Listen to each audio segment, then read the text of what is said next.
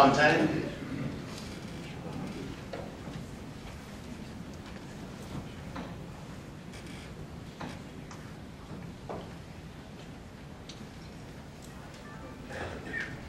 Hi, I'm a retired educator. The flyer I saw about this hearing stated, "Let your representatives know how you feel about your Second Amendment rights." And so I'm here to do just that. I support the Second Amendment, as I do responsible gun ownership. But the courts have already determined that the Second Amendment is not without limitations.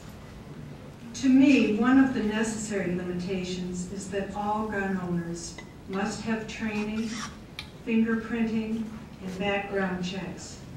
This does not infringe on citizens to have guns, but does provide for safety in our homes and our communities. We in the United States have lots of freedoms, but we are not without some restrictions.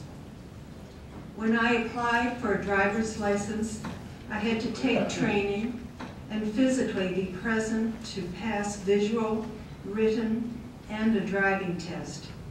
It was and is a safety issue. When I worked in the schools, I had to have training, a certificate or permit, and a background check.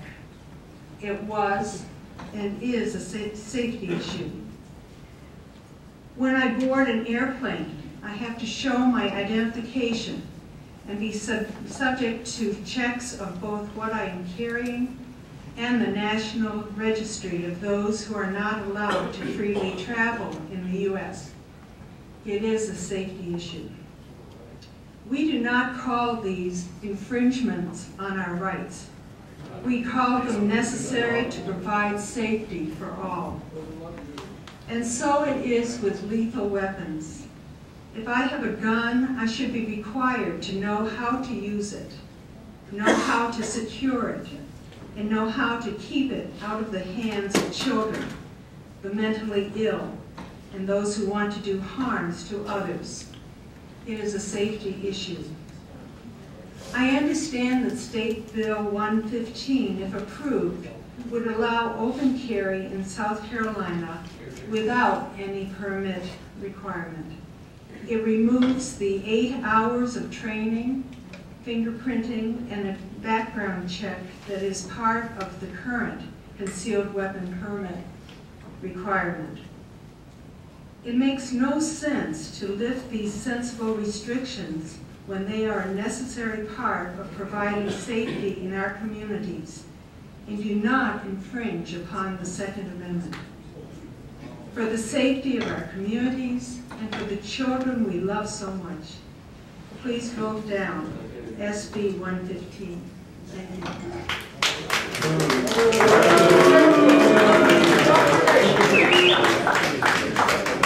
John Harris.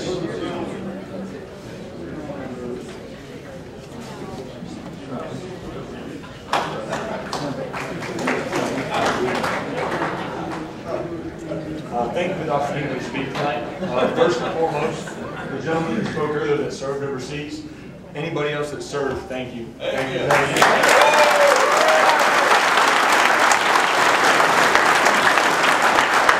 Myself, I did not serve. My father served 25 years, 19 of that in the South Carolina Air National Guard. My grandfather served in the Navy. I chose a different route, but through my career, I was able to go to Afghanistan off and on for 2.5 years and be a mechanic on aircraft. Even on a base with third world people that are working alongside us, whether they were cooking food, whether they were taking out trash, whatever they did, they fully understand, whether it was military or civilians like myself that were allowed to carry on base. They fully understood. There really wasn't any crime. The only crime I ever saw was speeding. Speeding doesn't need a gun for defense, obviously. These people understood, that guy's got a gun. I'm not going to mess with him. That woman has a gun. I'm not going to rape her. I want to sleep safe at night knowing my wife has the opportunity to take care of herself. When my daughter goes older, the lady that spoke before me said that you have to have training to drive a vehicle. You don't have to take training to drive a vehicle. You go take a test. You're not required training to take that test. You just have to read a book. Look at all the people out there that read the book but forget the laws. Another lady earlier said something about dangerous weapons. I'm a large man. I'm a very powerful man. It's upon me not to hurt somebody. You will never get rid of evil on earth. The only thing you can do is defend your family and your loved ones and yourself against the evil.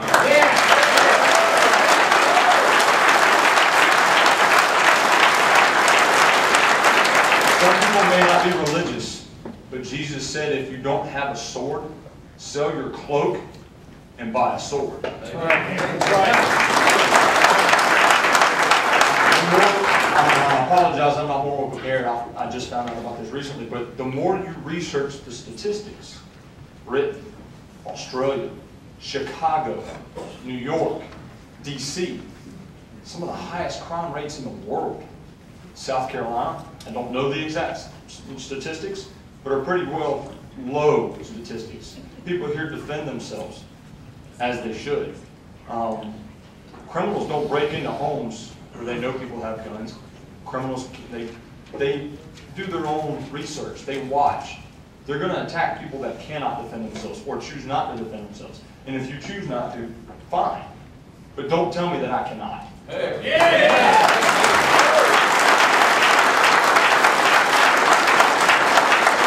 What I learned in concealed carry class and that 8 hours of training, my father taught me as a young boy.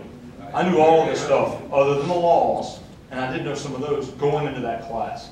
I strongly, strongly urge you, when you sound like you do, please support this bill. Please. Yeah. Because all of these states and all of these cities that are jumping out to be beacons and be a representative of something new, and just because people are crying, oh, our children, had those teachers been armed, maybe there'd be only one dead body, and that's the guy that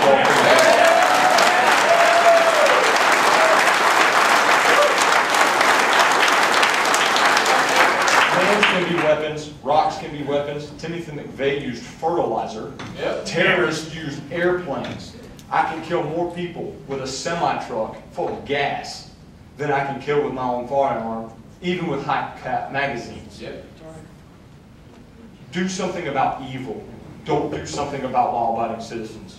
You don't need to fear me. You need to fear evil. And if everybody were to arm themselves and be, as it was once said, an armed society is a polite society, it'd be a whole lot better place to live in this country. But please, let South Carolina be a beacon of, hey, our citizens can stand up for themselves. Thank you.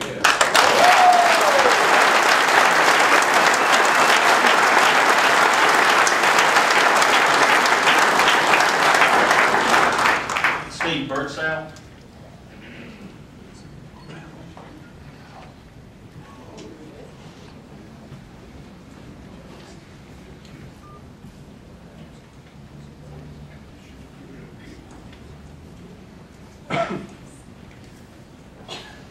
I'd like to thank you guys tonight for being away from your families and traveling up here to hear our concerns. I had a question, but I think it pretty much got answered and covered by the gentleman that did such a fine job there. I travel out of state, and so we just wanted to be able to have a provision in there where we could carry out of state. Thank you very much.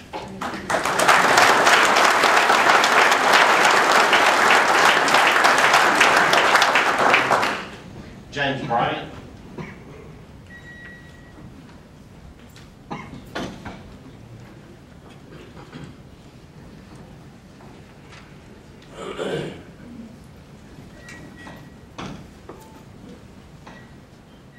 Good evening, gentlemen. I didn't come here with the intention of addressing this council, but when I arrived, I saw an opportunity. I took it because it's maybe the only opportunity I can actually express my thoughts to you who hold the seats of power. I think that the State 115 bill is a fine bill. I think it's a step in the right direction. You're going to have concerns about people being nervous about the training issue, like the young lady or the lady addressed with how do we know that the people who are carrying are going to be responsible, are going to be trained. I think that will sort itself out. I think anybody who's willing to take the effort to employ or to carry a weapon in defense of their life or defense of their loved one will take the effort to know the law and be cognizant of their responsibility. We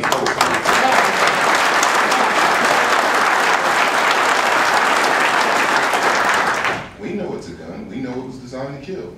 I knew that when I walked out. And like the young man just said, everything I knew going into the concealed weapon permit, I could have taught the class because my father taught me. All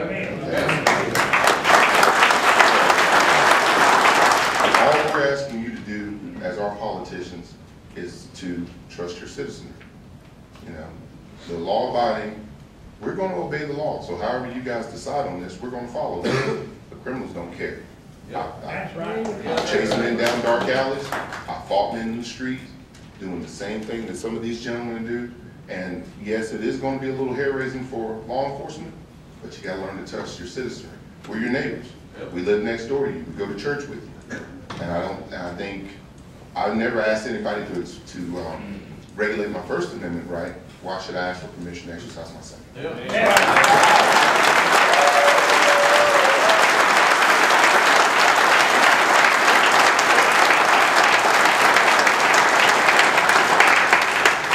Ed Leone.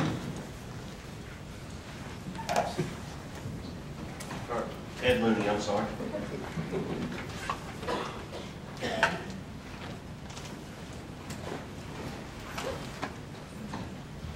Thank you all for this legislation. I must say up front that I am in favor of it, and I support it wholeheartedly. Back at the beginning of this country, our founding fathers sent a letter to a king. And one of the things that they said in that letter was the purpose of government. They said that to secure these rights that come from God, governments are instituted among men. That is the sole purpose of government, is to secure our rights. And for that, I thank you for bringing about this legislation that would secure our rights. And like I said, I support it, and thank you very much.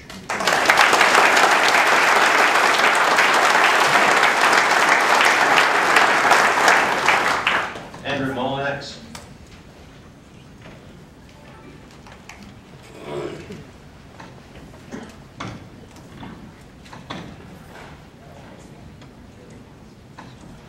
Gentlemen, I think I'm about to be preaching to the choir, so I'm going to direct my comments to Columbia.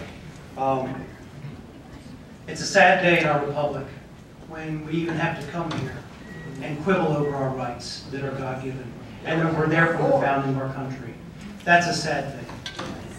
What's not a sad thing is that we stand here in solidarity, for the most part, to protect those rights. You guys are doing a fine job of that, but there's some of you in Columbia that aren't. And we're here to make sure that you guys are forcing that through. We want it to be known that our rights are our rights and they cannot be infringed.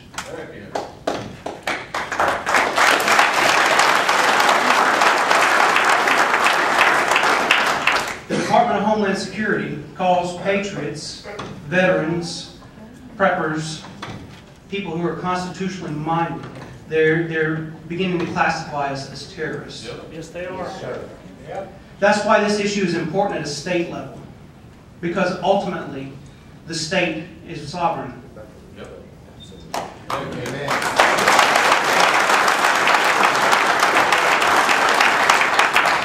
I'm a father of 3.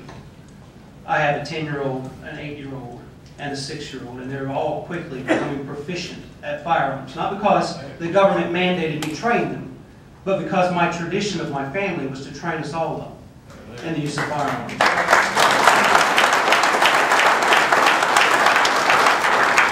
So, gentlemen, all I'm asking for you is to stand firm, because you're going to be in the lion's den. Stand firm and restore our constitutional rights. Heck yeah.